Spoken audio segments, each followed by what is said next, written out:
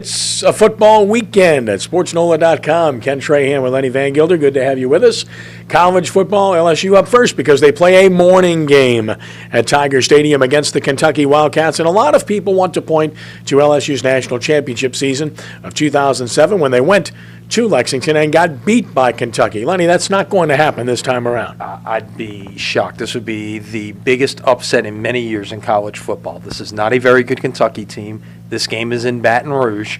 It's certainly not the Kentucky team of 4 years ago. In fact, no one in either of these teams even played in that game in 2007. The big story of the week, Jordan Jefferson reinstated along with Josh Johns. Jefferson is what matters, and how do they fit him back in? My suspicion is LSU will win this game convincingly.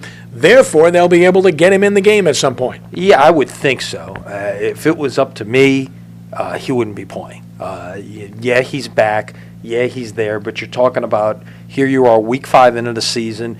You've got some great chemistry going right now. Is that going to disrupt this chemistry? That would be my big concern at this point. Well, my point is to play him if they have a blowout, if they're comfortably ahead. Absolutely, yeah. Absolutely. But if he goes in there and sets the world on fire and basically back at practice for a couple of days, you've created a controversy, and that's not what you need right now. Things are going well. Not to say he can't play at some point. I mean, you have to get him ready in case Jarrett Lee does get hurt or something. But no, I wouldn't play him. Jarrett Lee is your quarterback at LSU. Tulane goes to Army, to West Point, to take on the Cadets. And I know you're thrilled about the setting.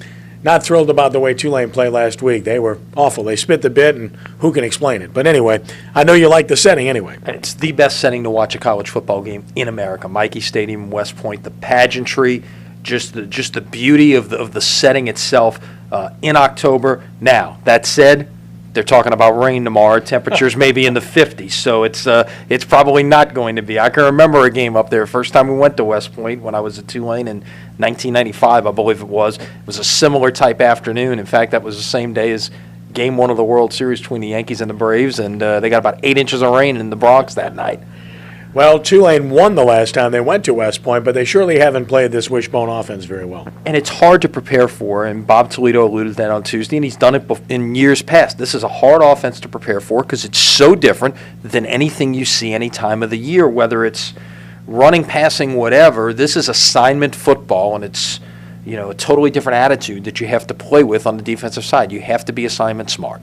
The Saints at Jacksonville to take on the Jaguars. Of course, let down always a possibility. Can't do it in the NFL. That said, this plays into the Saints' hands. Focus on Maurice Jones-Drew and then get after Blaine Gabbert, who's really not ready to play at this level quite yet. Well, it's his second NFL start, and you would think that a Greg Williams coach defense would just love this opportunity.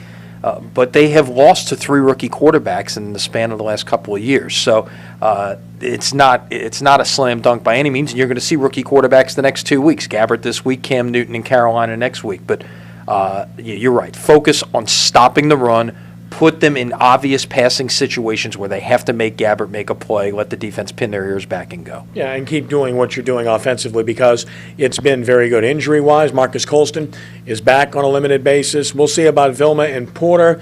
Zach Streif, a problem, as we know. So this team has a lot of injury issues with Hartley being done for the year as well. Yeah, exactly. And Hartley on IR. It sounds like Colston's going to get to play. Porter's listed as probable, so having him back in there makes that secondary a little bit deeper. They've done an adequate job in his absence, but still, you're a better team when Tracy Porter's on the field. All right, time for picks. I like LSU, Army, and the Saints. I'm going to agree with you on all 3 of those. In fact, LSU and Army in my blog this morning on SportsNola, and I like the Saints as well. Okay, and then last but not least, as we close, one of our fine sponsors, Holy Cross High School, and this weekend they play Rummel. We call it the Boo Boo Bowl over at Joe Yenny Stadium, Rummel's homecoming this weekend. It's going to be a little hard for Mike Bujold, our friend, the athletic director at Holy Cross.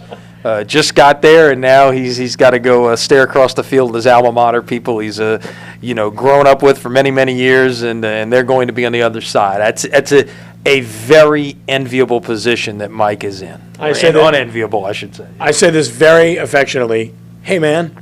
Yeah, exactly, Mike. Sorry you're in this spot, but hey, it's the world of sports as we know it, right? Mike, enjoy it. I'll see you out there at the broadcast on WGSU at 2:00. That is our football weekend preview. Glad you've joined us. For Lenny Vangilder and Darrell Ashley, I'm Ken Trahan. Have a great weekend.